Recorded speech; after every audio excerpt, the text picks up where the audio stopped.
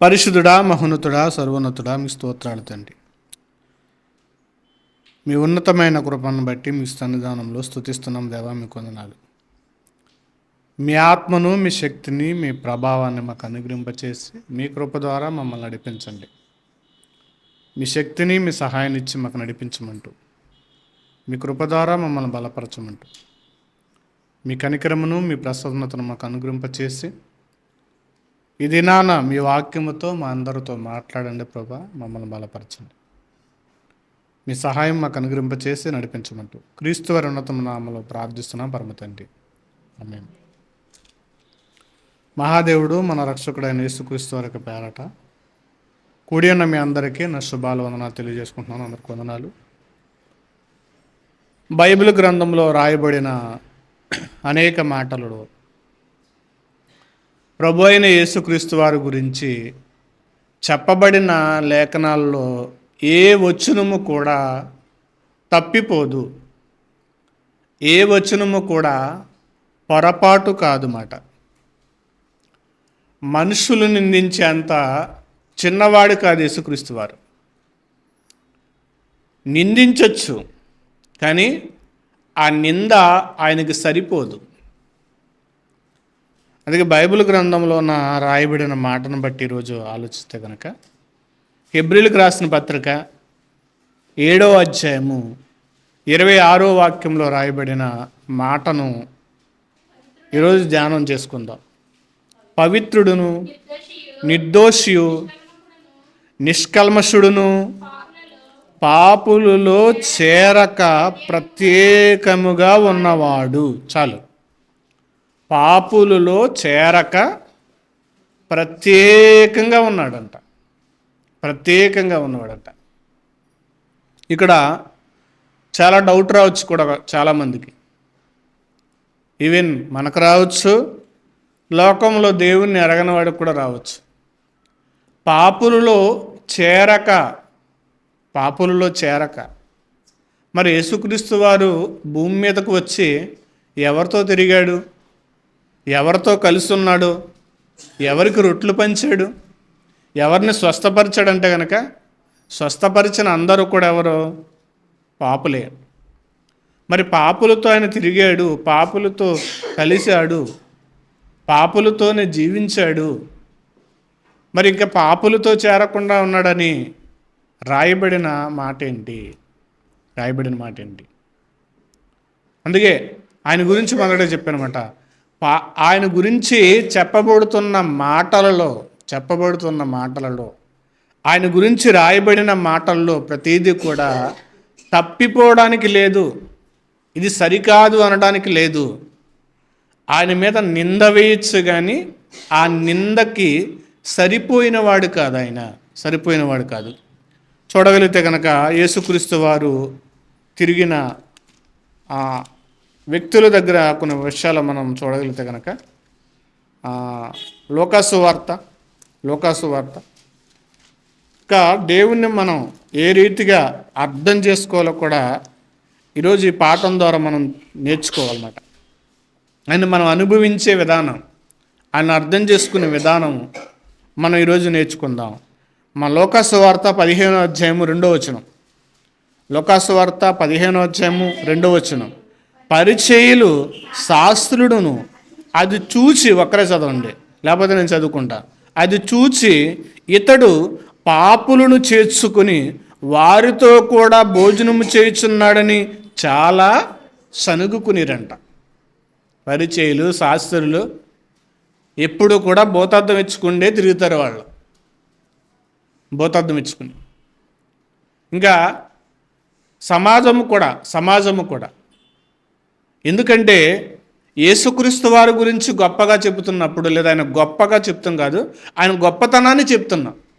ఆయనకున్న గొప్పతనాన్ని ప్రకటించాలి ఎవరైనా సరే. ఆయనకున్న గొప్పతనాన్ని గురించి చెబుతున్నప్పుడు చాలామందికి ఏమవుతుందంటే కనుక నచ్చక ఆయన మీద లేని విషయాలు, ఆయనకు రాని విషయాలను ఆపాదించడం ఎక్కువ అలవాటు. అదే రీతిలో శాస్త్రులు, పరిచయాలు కూడా అదే ఉన్నారు. ఎందుకంటే వాళ్ళకి లేదు కదా, వాళ్ళకి నీతి ఉండదు, యథార్థత ఉండదు. వారి యొక్క జీవితం అంతా ఒక తెరిచిన సమాధి అని యేసుక్రీస్తు వారు శాస్త్రుల గురించి మాట్లాడతారు. అక్కడ రాయబడిన మాట చూస్తే కనుక ఇక్కడ ఇతడు పాపులను చేసుకుని వారితో కూడా భోజనము చేస్తున్నాడు. ఇక్కడ యేసుక్రీస్తు వారు పాపులను చేర్చుకుని, మరి అక్కడ పాపులలో చేరక. ఇంకా కొన్ని విషయాలు చూద్దాం.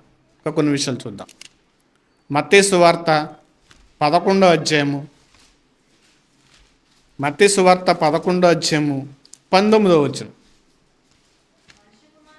మనుష్య కుమారుడు తినుచు త్రాగుచూ వచ్చిన కనుక ఇదిగో ఇతడు తిండిపోతియు మద్యపానియు సుంకరులను పాపులకు స్నేహితుడని వారు అనుచున్నారు.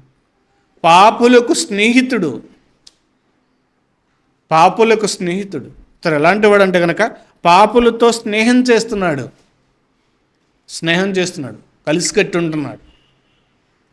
పాపులతో ఏం చేస్తున్నాడని కలిసి కట్టుకుని ఉంటున్నాడు. ఇంకా యోహాను సువార్త 19వ అధ్యాయము 6వ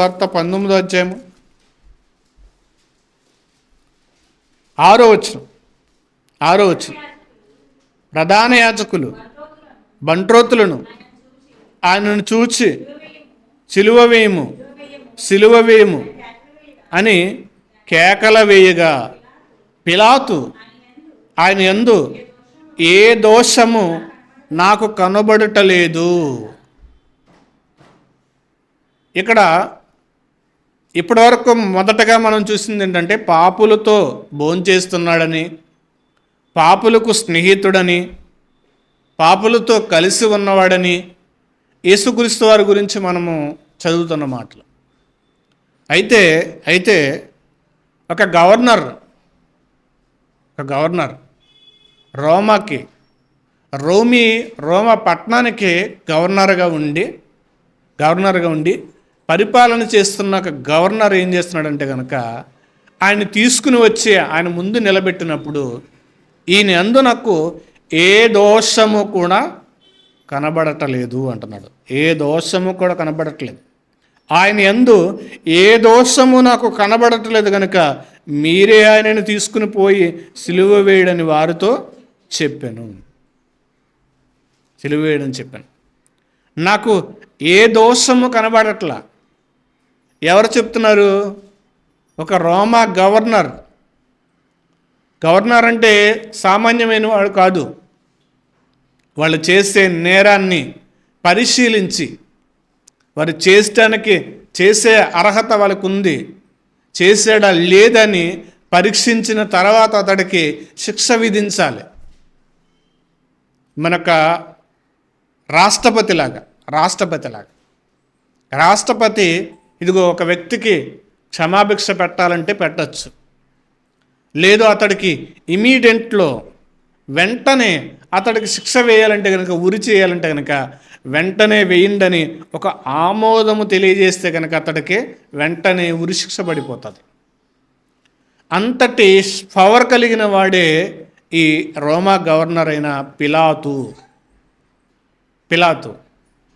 ఏం మాట్లాడుతున్నాడంటే కనుక ఆయన తీసుకుని వచ్చి ఆయన ముందు నిలబెట్టగానే ఆయనలో ఉన్న దైవికత, ఆయనలో ఉన్న ఆ శుగులాలను చూసి ఏమన్నాడంటే కనుక ఈయనలో నాకు ఏ దోషము కనబడట్లేదు. మత్తయి సువార్త 26వ అధ్యాయము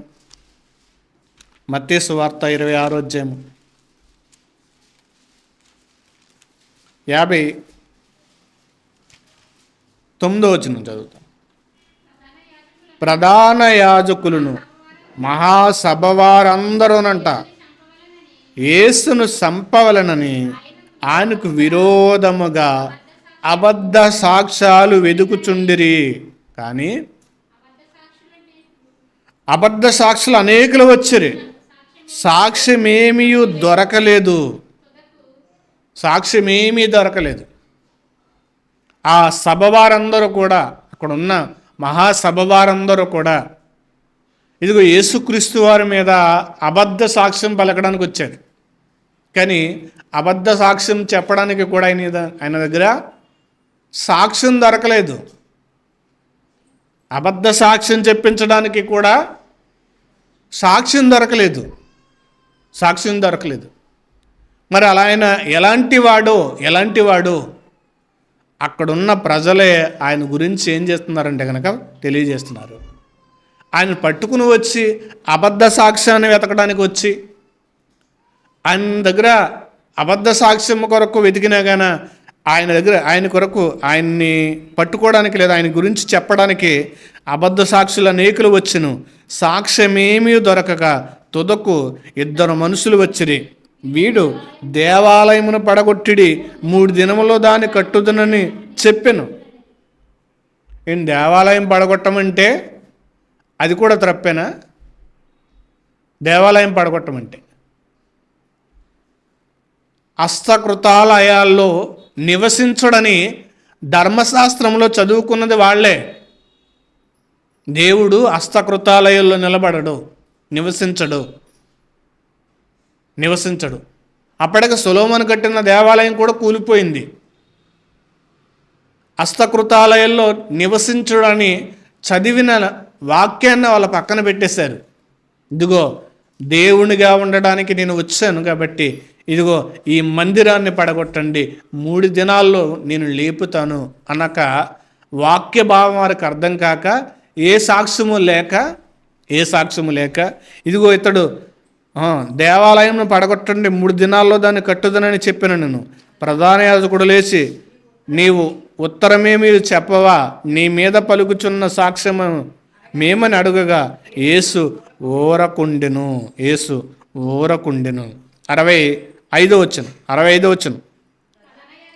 ప్రధాన యాజకుడు తన వస్త్రములు చింపుకుని, వీడు దేవదూషణ చేసిన గనుక మనకిక సాక్షులతో పనేమి?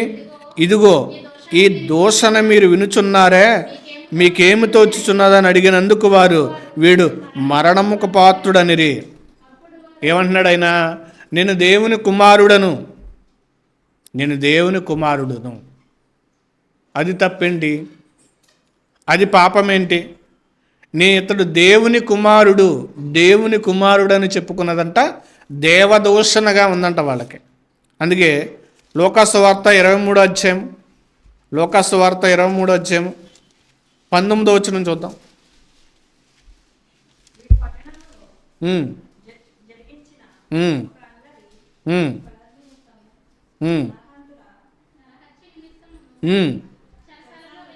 సరసాల్లో వేయబడిన వాడు విడుదలను చెయ్యగోరి వారు వినిన చూడండి, ఇక్కడ వీడు పట్టణంలో జరిగించిన ఒక అల్లరి నిమిత్తము, నరహత్య నిమిత్తము చెరసాలలో వేయబడిన వాడు. ఎవరు? యేసుక్రీస్తు కాదు.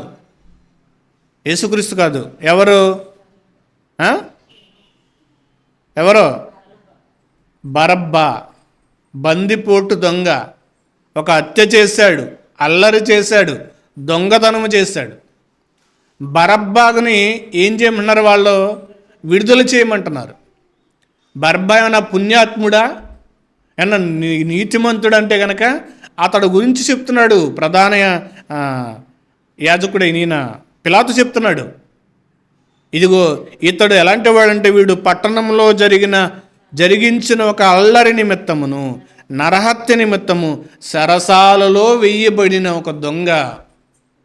మరి యేసుక్రీస్తు వారు ఏ హత్య చేశారు? ఏ నేరం చేశారు? ఏ అన్యాయం చేశాడు? ఇప్పుడు సమాజము కూడా ఎలా ఉందంటే కనుక దొంగలకు, కూనికోర్లకి లేదా హత్య చేసే వాళ్ళని అందలమెక్కిస్తుంది.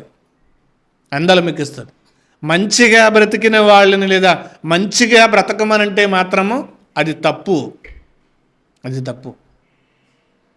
సమాజ నైతికత ఎలా ఉందంటే కనుక చెడిపోయినా పర్లేదు, మంచిగా ఉండకూడదు, మంచోడుగా బ్రతకూడదు. దేవుడు ఏంటంటే కనుక నువ్వు బాధపడినా పర్లే, కానీ పొరపాటు చేయకు. నువ్వు అన్యాయం అయిపోయినా పర్లా, కానీ నీ నీతిని వదలొద్దు, నీ నీతిని వదలొద్దు. ఇది దేవుడు చెప్పే నియమం, ఇది దేవుడు చెప్పే నియమం. ఇప్పుడు అక్కడ బరబ్బాని ఏం చేస్తున్నారంటే కనుక విడుదల చేశారు. యేసుక్రీస్తు వారికేమో సిలువ వేశారు. ఒక పిలాతు చెప్తున్నాడు, ఈయనలో నాకు ఏ దోషము కనపడలా, ఏ పాపం కనపడలా. మరి ఏ పాపం కనపడలా, ఏ దోషము కూడా ఆయన చేయలేదు, ఏ దోషము కూడా చేయలే, ఏ పాపము కూడా చేయలే. ఏ పాపము చేయనవాడు మరి చేయనవాడు పాపులలో చేరని పరిశుద్ధుడు ఎలాగయ్యాడు? పాపులతోనే తిరిగాడు, పాపులతో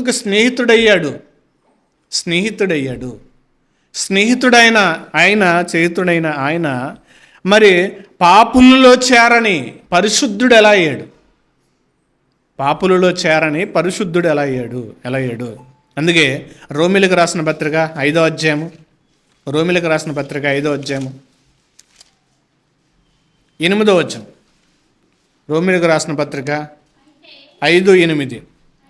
అయితే దేవుడు మన ఎడల తన ప్రేమను ఎల్లడపరుచుచున్నాడు, ఎట్లనగా మనమింకా ఇప్పటికీ మనం పాపులమే, మనమింకా పాపులమై ఉండగా క్రీస్తు మన కొరకు చనిపోయెను. క్రీస్తు మన కొరకు చనిపోయాడు. ఇంకా పాపులమై ఉండగా క్రీస్తు మన కోసం ఏమయ్యాడంటే కనుక చనిపోయాడు. మన కోసం చనిపోయాడు. ఇంకా పేతురు రాసిన కొరింథీయులకు రాసిన రెండో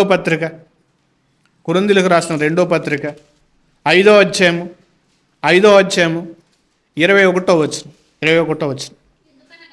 ఎందుకనగా మనం ఆయన యందు దేవుని నీతి అగునట్లు, మనము ఆయన యందు దేవుని నీతి అగునట్లు పాపమెరుగని ఆయనను మన కోసము పాపముగా చేశాను.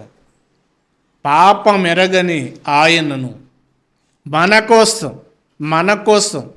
ఆయన పాపముగా చేశాను. అంటే మన మీద ఉండాల్సిన ఆ పాపానంతడని తీసుకువెళ్ళి యేసుక్రీస్తు వారి మీద పెట్టాడు. ఆయన భరించాడు. ఆ బలి ఏదైతే ఉందో, ఇప్పుడు యాజకుడు ఎందుకు నియమింపబడ్డాడంటే కనుక పాత నిబంధనలో పాపం చేసిన వారి యొక్క ఆ బలిని అర్పించి ఆ రక్తాన్ని బలిపీఠం మీద ప్రోక్షణ చేయడానికి ఆ జంతువు మీద చెయ్యి వేసి అతడు చేసే పాపములన్నీ కూడా దాని మీద ట్రాన్స్ఫర్ చేయాలి. పాపం చేసే వ్యక్తి అతడు పాపములు దాని మీద జంతువు మీద ఒప్పుకున్నప్పుడు ఇప్పుడు అతనికి బదులుగా ఆ జంతువు అనేది ఏమవుతుందంటే కనుక బలయ్యేది. ఇప్పుడు మన పాపమంతా కూడా ఆయన మీద ఏమైందంటే కనుక మోపబడినప్పుడు ఇప్పుడు మన పాపం ఆయనకి ఏమైందంటే కనుక ట్రాన్స్ఫర్ అయింది, ఆయనకి వెళ్ళింది. ఇప్పుడు అన్నాడు, అదే చెప్తున్నాడన్నమాట. ఎందుకనగా మనం ఆయన యందు దేవుని నీతి ఎగినట్లు పాపమెరుగని ఆయనను మన కోసము పాపముగా చేయవలసి వచ్చింది, మన నిమిత్తం. అందుకే సిలువలో యేసుక్రీస్తు వారు తండ్రి నా చెయ్యెందుకు విడిచావు? నిశ్చయమైన తోట వరకు కూడా దేవుడు ఆయన చెయ్యి విడిచిపెట్టలేదు. ఇప్పుడు ఎప్పుడైతే తండ్రి చెయ్యి విడిచాడో నువ్వు ఆ భారాన్ని భరించాలి. ఆ పాపాన్ని భరించి సిలువలో నువ్వేమవ్వాలంటే కనుక ఇదిగో ఆ రక్త మాంసాల కారి చనిపోవాలి. ఇది దేవుని యొక్క నియమము. ఇంకా చూడగలిగితే కనుక పేతురు రాసిన మొదటి పత్రిక 3వ అధ్యాయము 18వ వచనం. పేతురు రాసిన మొదటి పత్రిక 3వ అధ్యాయం 18వ వచనం. ఏలయనగా ఎలాగనగా మనల్ని దేవుని యొద్దకు తెచ్చుటకు, అనీతిమంతుల కొరకు అంటే మన కొరకు, అనీతిమంతుల కొరకు నీతిమంతుడైన క్రీస్తు శరీర విషయములో చంపబడియు ఆత్మ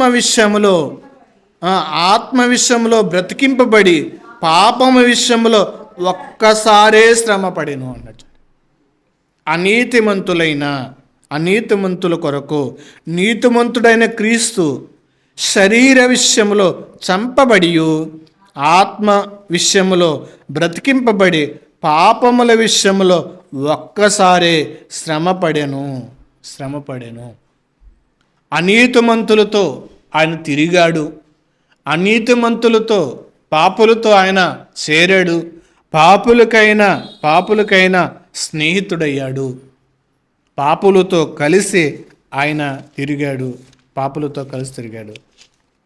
మరి హెబ్రీలకు రాసిన పత్రిక 7వ అధ్యాయములో 26వ వచనంలో రాయబడిన మాటను మనం అర్థం చేసుకునే విధానము ఏంటి అంటే కనుక ఇక్కడ చదువుదాం. పవిత్రుడును నిర్దోషియును నిష్కల్మషుడును పాపులలో చేరక ప్రత్యేకముగా ఉన్నవాడు, ప్రత్యేకంగా ఉన్నవాడు. ఇప్పుడు తామర పాదు అనేది నీటిలోనే ఉంటుంది. దాని మీద ఎన్ని నీళ్లు పోసినా కానీ ఏమవుదు, నీళ్ళు అనేది పీల్చుకోదు, నీళ్ళు అనేది తీసుకోదు, దానికి నీళ్ళు అంటావు. యేసుక్రీస్తు ప్రభుల వారు కూడా అలాంటి వాడే. పాపులతో తిరిగినా గాన, పాపులతో స్నేహం చేసినా గాన ఆయన పాపం అంటుకోదు. ఎందుకంటే పాపం అనేది లోపల ఉండేది.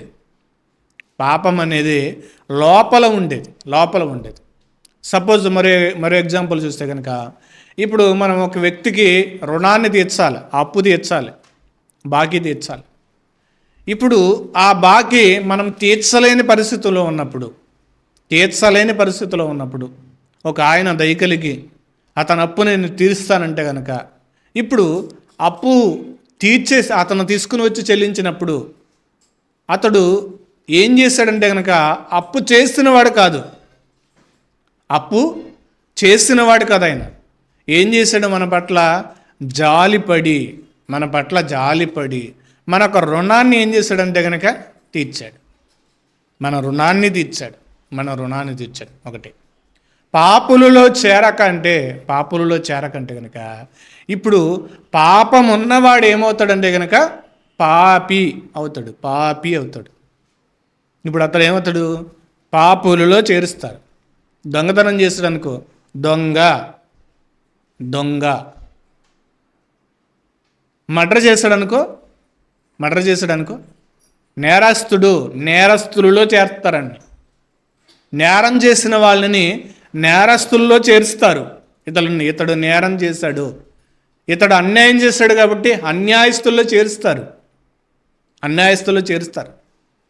మరి యేసుక్రీస్తు వారు పాపం చేయలే. పాపం చేస్తే కనుక ఆయనని పాపులలో చేర్చచ్చు. మరి పాపం చేయని వాడిని ఏమనాలి? ఆ పాపం మన మీద భరించిన వాడిని ఏమనాలి? పాపులలో చేర్చకూడదు. చేసిన వాడిని అంటే పాపం చేస్తే అతడికి పాపములో లేదా పాపిగా చేర్చాలి. పాపులలో చేరకంటే ఇప్పుడు అందరూ కూడా పాపులే. అందరూ పాపము చేసి దేవుడని గురించి మహిమను పొందలేకపోతున్నారు. ఎత్తుల్లో ఉంటుంది, రోమిలికి రాసిన పత్రికలో ఉంటుంది. అందరూ పాపము చేసి మరి ఆయన పాపం చేస్తే ఆయన పాపుల్లో చేర్చచ్చు. పాపం చేయలేదు. మరి పాపులతో తిరిగాడు కదంటే గనక పాపులను ముట్టుకున్నాడు కదంటే పాపులను తాకకపోతే కనుక ఏమంటారు? పాపుల దగ్గరికి వెళ్ళకపోతే ఏమంటారు? ఇతన్ని ఏమని తీర్చాలంటే కనుక పాపుల్లో కలవకపోతే అంటరానితనాన్ని యేసుక్రీస్తు వారు ఏం చేశారు? ప్రోత్సహించాడు అంటారు. పాపుల దగ్గరికి వెళ్ళకపోతే. అందుకే ఒక మాట చూస్తే కనుక లూకాసు వార్త 7వ అధ్యాయం, లూకాసు వార్త 7వ అధ్యాయం 38వ వచనం చూడండి. ఉమ్, ఉమ్, ఉమ్, ఉమ్, ఉమ్, ఉమ్, ఉమ్. తల వెంట్రుకలతో ముద్దు పెట్టుకున్నాను. ఆయన పిలిచిన పరిచయుడు అది చూచి, ఈయన ప్రవక్త అయిన ఎడల తన్ను ముట్టుకొనిన ఈ స్త్రీ ఎవతియో ఎట్టిదియో ఎరిగియుండును, ఇది పాపాత్మురాలని తనలో తననుకును. అందుకు యేసు, సిమోను, నీతో ఒక మాట చెప్పవలెనని ఉన్నాను నేను అతనితో చెప్పగా, ఆయన బోధకుడా చెప్పమనను. అప్పుడు యేసు, అప్పు ఇచ్చిన ఒక ఇద్దరు రుణములుండిరి. వారిలో ఒకడు 500 దేనారములు, మరి ఒకడు 50 దేనారములు అచ్చియుండినవి. అయితే అప్పు తీర్చుటకు వారి యొద్ద ఏమీ లేకపోయిన గనుక అతడు వారి యొద్ద క్షమించెను. కాబట్టి వీరిలో అతని ఎక్కువగా చెప్పాను అడిగినాము. అందుకు సీమోను, అతనెవడికి ఎక్కువ క్షమించునో వాడే అని నాకు తోచుచున్నదని చెప్పగా అతడు, నీవు సరిగా యోచించుతామని చెప్పాను. ఆ స్త్రీ నన్ను విస్తారముగా ప్రేమించింది, అందుకు ఆ విస్తార పాపములు క్షమింపబడ్డాయి. ఎవరు ముట్టుకున్నారో ఆయనకు తెలియదంటే తెలుసు. ఒకవేళ ఆయన ముట్టుకోకపోతే కనుక, లేదా ఆయన తాకనవ్వకపోతే కనుక, చూడండి ఈరోజు అంటరానితనము అంటున్నారు కదా. అంటరానితనం అంటే లో క్యాస్ట్లో ఉన్న వారిని దూరాల్లో ఉంచాలి. అంటరానితనం అనేది ఇప్పుడు కూడా ఎక్కువైపోయింది. మొన్ననే ఒక ఆయన ఉన్నాడు, బాగా పాటలు పాడైన ఆయన,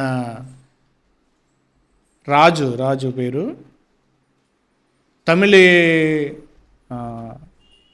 తమిళ్లో ఎక్కువగా సంగీతం వాయిస్తాడు. ఆయన పేరు ఎంఎం రాజు కాదు. ఆయన్ని ఒక గుడిలోనికి వెళ్ళనివ్వలేదంట. ఎందుకు వెళ్ళలేదంటే కనుక ఆయన తక్కువ జాతి వాడని. కానీ మంచి మంచి పాటలు సమాజానికి, సినిమాలకి అందించాడు. చాలా గొప్ప గొప్ప వాళ్ళ యొక్క భక్తి గీతాలు రాశాడు. అయినా అతన్ని ఏం చేయలేదంటే కనుక ఒక గుడిలోనికి వెళ్ళడానికి అతనికి అనుమతి ఇవ్వలేదు. ఏమైనా క్రిస్టియన్ అంటే కాదు, క్రిస్టియన్ కాదు, అతను ఒక హైందవుడు. కానీ తక్కువ జాతివాడని అతన్ని ఏం చేయలేదంటే, ఈ మధ్యనే రీసెంట్గానే ఒక గుడిలోనికి వెళ్ళడానికి అతనికి అనుమతి లేదు. అంటరానితనం. మరి ఇప్పుడు యేసుక్రీస్తు వారు పాపుల దగ్గర చేర్చుకోకపోతే, ఆమె కాళ్ళు కడిగే అవకాశాన్ని ఇవ్వకపోతే, యేసుక్రీస్తు వారు ఏమవుతారంటే అంటరానితనాన్ని ఏం చేసినట్టు అవుతాడు? బలపరిచినట్టు అవుతుంది. అంటరానితనాన్ని ప్రోత్సహించినట్టు ఉంటుంది. కానీ ఇప్పుడు ఏం చేయాలంటే ఇంకొక మాట చూద్దాం. మార్కు సువార్త 2వ అధ్యాయం,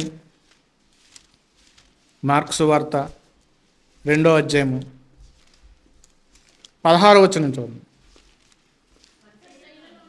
పరిసయ్యులలో ఉన్న శాస్త్రులు ఆయన సుంకరులతోనూ పాపులతోనూ భుజించడు చూసి, ఆయన సుంకరులతోనూ పాపులతోనూ కలిసి భోజనము చేయుచున్నాడని ఆయన శిష్యులను అడుగగా, యేసు ఆ మాట విని, రోగులకే గాని ఆరోగ్యము గలవారికి వైద్యుడక్కరలేదు, నేను పాపులనే పిలవచ్చును గాని నీతిమంతులను పిలవరాలేదని వారితో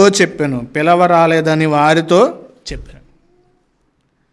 ఇప్పుడు ఒక వ్యక్తి మీద పగ ఉండి లేదా కోపం ఉండి అతన్ని కడుపు కోసిస్తాడు అనుకోండి, ఏమవుతుంది?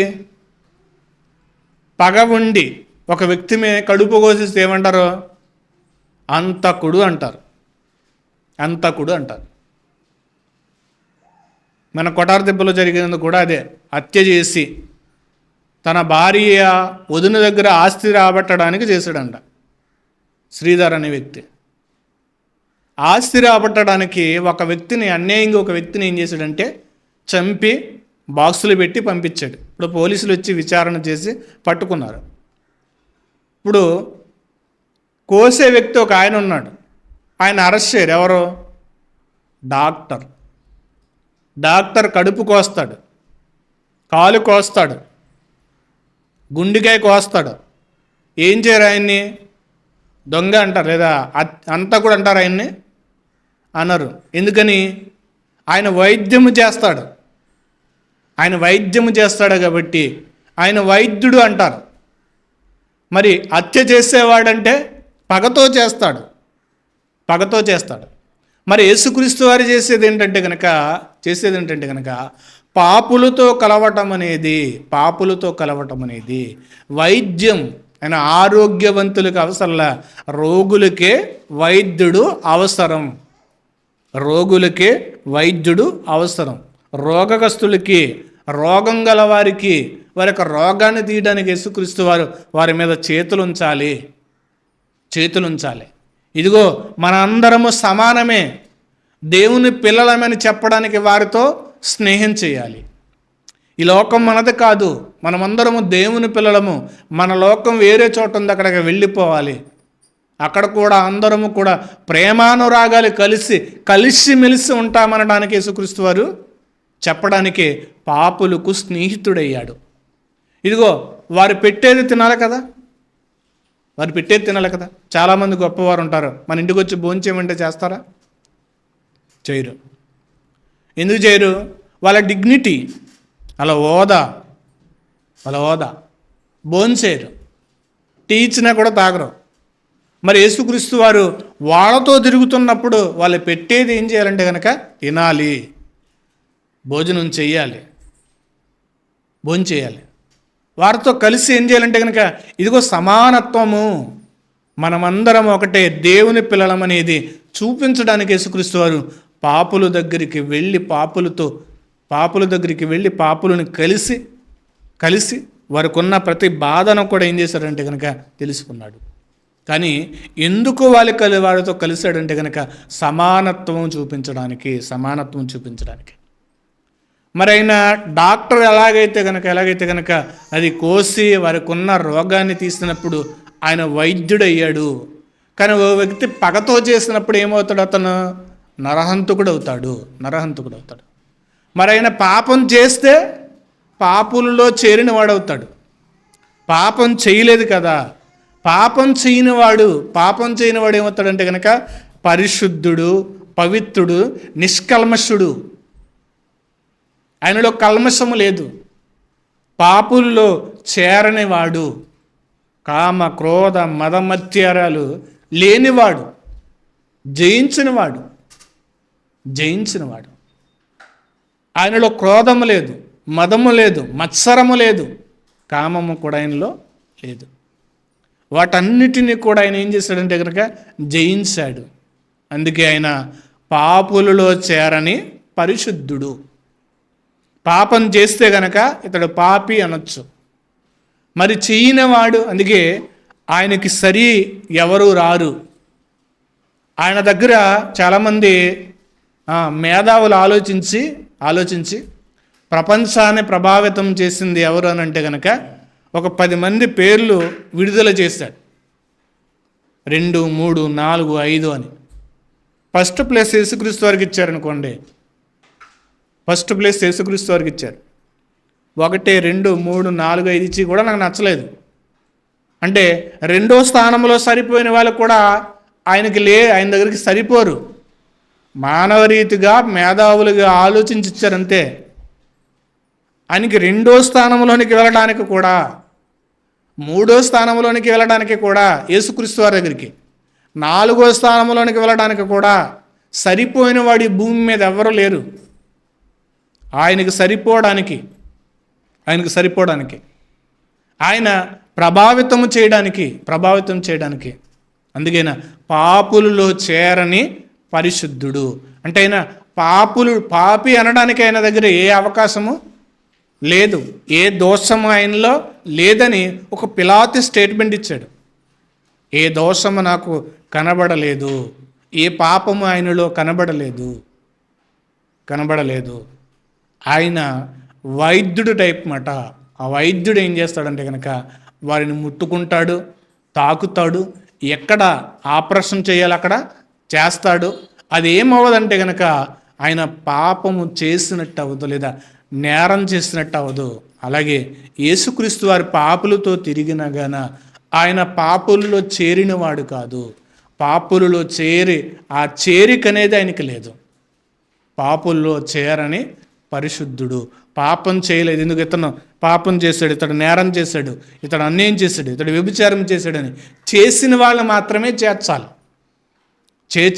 చేసిన వాళ్ళని మాత్రమే ఆ లిస్టులో చేర్చాలి. మరి ఈయన ఏ పాపం చేయలేదు. అందుకే హెబ్రీ గ్రంథకర్త అంత గట్టిగా చెప్తున్నాడు, పాపులలో చేరని ప్రత్యేకముగా ఉన్నవాడు ఈయన. అందరూ ఈ లోకంలోనికి వచ్చిన వారందరూ కూడా పాపంలో చేసిన వారి కదా, మునిగిపోయిన వారే, దైవాలుగా చెప్పబడిన వారే కానీ, గొప్పవారే కానీ ఈరోజు అందరిని దేవుళ్ళుగా చేసేస్తున్నారు. మనిషిని దేవుళ్ళుగా చేసేస్తున్నారు, ఆఖరికి పిచ్చోళ్ళని కూడా దేవుళ్ళుగా చేసేస్తున్నారు. పిచ్చోళ్ళని మన ఈ మధ్యకాలంలో ఎక్కువగా మొబైల్స్లో యూట్యూబ్లో కనబడిన అఘోరి, బట్టలు ఇప్పుకుని తిరిగిన ఒక అఘోరి, ఒక నపుంసకు లేదా ఒక కొజ్జవాడు, ఒక అఘోరిని కూడా వాళ్ళు ఏం చేస్తారంటే దేవుడిగా భావించేస్తున్నారు. మనుషులకి పిచ్చి అంటే పాపం ఉండి వాడి యొక్క వస్త్రధారణ ఎలాగున్నా, వాడు ఎలాంటి నీచంగా ఉన్నా వాడిని దేవుడు చేసేస్తారు. కానీ పాపం లేని ఆయన మాత్రం పరిశుద్ధుడు అంటే నమ్మరు. వాడి నీచంగా కనపడినా వాడిని దేవుడిగా మొక్కుతారు. కానీ పాపం లేదు దీనిలో, పరిశుద్ధుడిగా జీవించాడు, పాపులను హక్కును చేర్చుకున్నాడు, పాపులను ప్రేమించాడు, ఈయనే దేవుడు అంటే మాత్రం ఆయన మొక్కరు, ఆయన అంగీకరించరు, ఆయన దగ్గరికి రారు. ఇదేం విచిత్రమో నాకు అర్థం కాదు. పనికిరాని వాటిని లేదా పనికిమాలిన వాటిని ఇదిగో చూడ్డానికి కూడా వాడు భయంకరంగా ఉన్నవాడిని దేవుడు అంటున్నారు. భయంకరంగా ఉన్నాడు వాడు అలంకరణ కానీ, వాడు రాసుకున్న ఆ బూడిది కానీ భయంకరంగా ఉన్నాడు. హైదరాబాదులో మొన్నటి వరకు కూడా ఒక పిచ్చామి టీ తాగేలా పడేస్తుంది, ఆ టీ తీసుకుని తాగుతున్నారు వాళ్ళు. మళ్ళీ ఆమె వెనకాల బాడీ గార్డ్స్ ఆవిడ్ని దేవుడు చేస్తారు. ఆవిడని చూస్తా కూడా అసహ్యం వేస్తుంది. ఆవిడ వస్త్రధారణ కానీ, ఆవిడ ఉన్న తానం చేయకోకుండా ఆవిడ తాగేసి టీ కూడా బట్టల మీద అలాగే ఉంటుంది. అది చూసి అలా దేవుడికి ఎలా అనుకుంటున్నారు, ఎలా ఆవిడ్ని భక్తిగా కొలవాలనుకుంటున్నారు. అసహ్యమైన వాటిని కూడా దేవుడు అనుకునే సమాజం ఇది. అసహ్యమైన వాటిని, అసహ్యం చేసేవారిని కూడా దేవుడు అనుకునే సమాజం. కానీ అసహ్యం కానీ, అపవిత్రత కానీ, పాపం కానీ ఆయన్ని చేరలేదు. ఆయన చేరకుండా ఆయన పరిశుద్ధుడిగా ఉన్నాడు.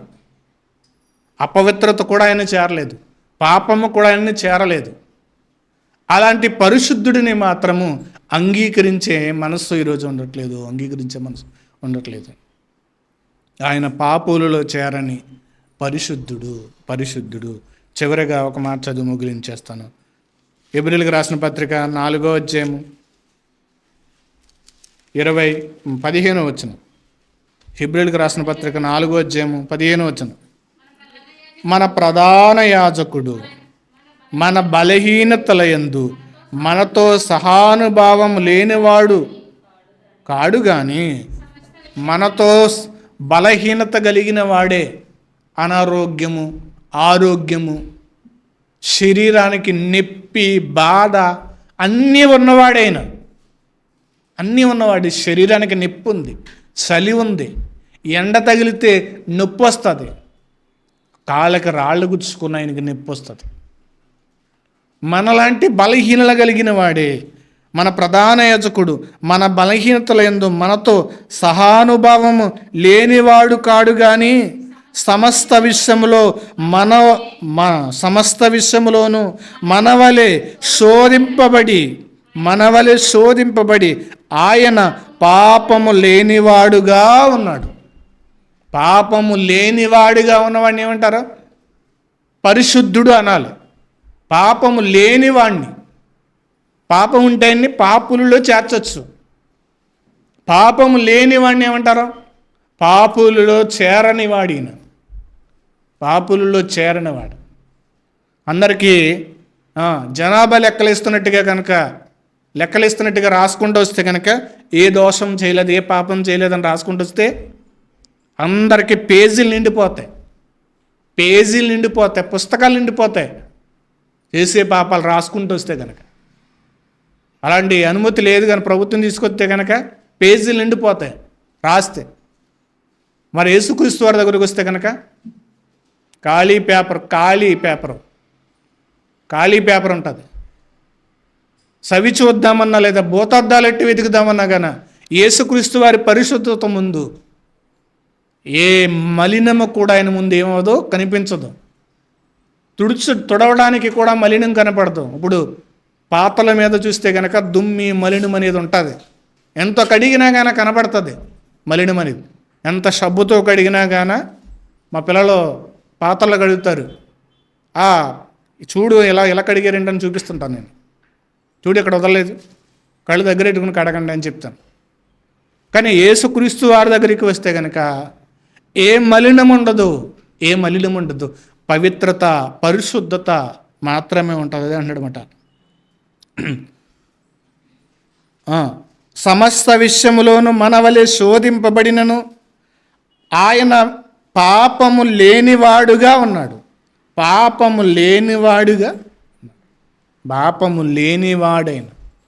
అందుకే ఆయన పాపం లేనివాడు కాబట్టి ఎబ్రిల్కి రాసిన పత్రిక 7వ అధ్యాయములో రాయబడిన మాట ఇది. పవిత్రుడు, నిర్దోషియు, నిష్కల్మషుడును, పాపులలో చేరక ప్రత్యేకంగా ఉన్నాడు. ఆయన ఒక్కడే ఒక్కడిగా ఉన్నాడు భూమి మీద. ఆయన దరిదాపులో చేరడానికి కూడా ఎవరికే అనుమతి లేదు. ఆయన ఇవ్వాలి, ఆయన ఇచ్చాడు మనకి.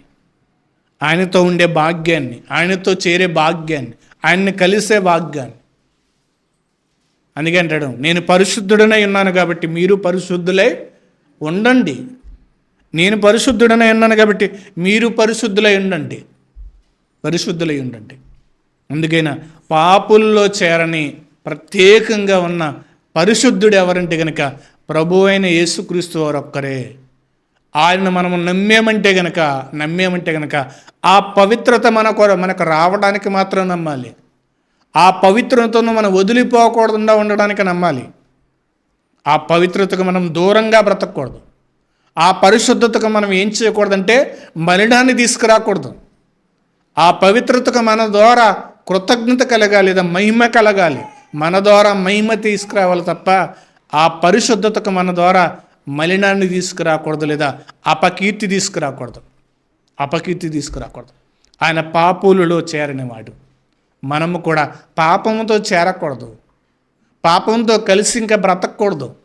పాపాన్ని చంపి మనము పాపాన్ని వదులుకుని యేసుక్రీస్తు వారి చెంత దివారాత్రములు ఆయనతో ఉండేవారంగా మనం ఉండడానికి జీవించాలి. అందుకైనా పాపులలో చేరక ఉన్నాడు. మరి మనం పాపంతో ఉంటే కనుక ఆయన వస్తే కనుక మనల్ని వదిలేసి వెళ్ళిపోతాడు. మన పాపములన్నీ కూడా ఒకసారి సిలువ మీద భరించాడు, సిలువ మీద మోసాడు. ఆయన కూడా మనలాంటి ఆ స్వభావం కలిగిన వాడే, సహానుభవం ఉన్నవాడే. మనకంటే ఎక్కువ శ్రమ అనుభవించాడు, మనకంటే ఎక్కువ బాధలు అనుభవించాడు ఆయన, మనకంటే ఎక్కువ. ఎందుకని? మనము చేసిన పాపముల నిమిత్తము, మన పాపముల నిమిత్తం. కానీ ఆయన మాత్రము పాపులలో చేరని పరిశుద్ధుడు. ఒక వ్యక్తి నేరం చేస్తే అతను నేరస్తుల్లో ఎలా అయితే చేరుస్తారో ఆయన పాపం చేయలేదు కాబట్టి అందుకే ఆయన పాపుల్లో చేరలేదు. అందరూ చేరిన వారే, పాపుల్లో చేరిన వాడే. ఆయన ఒక్కడే పాపులలో చేరనివాడు. కలిసి తిరిగాడు, స్నేహించాడు. లేదు ఆయన కలిసి కూడా ఉండకుండా మీరు దూరంగా ఉండండి, నేను పైన ఉంటాను పీఠాధిపతిలాగా, మీరు నన్ను ముట్టుకోవద్దంటే కనుక అంటరానితనాన్ని ప్రోత్సహించిన వాడవుతాడు. ఆయన అంటరానితనాన్ని ప్రోత్సహించేవాడవుతాడు. అది కూడా ఆయన చేయలేదు. మన కొరకు పాపమెరగని ఆయన మన కొరకు పాపిగా చేయబడ్డాడు. మన పాపం ఆయన మీద మోపబడ్డది, కానీ ఆయనలో పాపము లేదు. ఆయన పాపులలో చేర్చబడలేదు. పాపము చేసి కదైనా మన దోషం ఆయన మీద మాత్రమే ఉంది. అది మన పాపం, మన రుణం. అప్పు మనం చేసాం, మనం కట్టాలి. కానీ ఆయన తీర్చాడు. ఆయన తీర్చినప్పుడు ఆయన పాపి ఎలా అవుతాడు? కాబట్టి ఆయన పరిశుద్ధతను మనము కూడా మహిమ తీసుకొచ్చిన వచ్చే వారంగా ఉండాలని కోరుకుంటే నా మాటలు ముగిస్తున్నాను. ప్రార్థన చేసుకుందాం.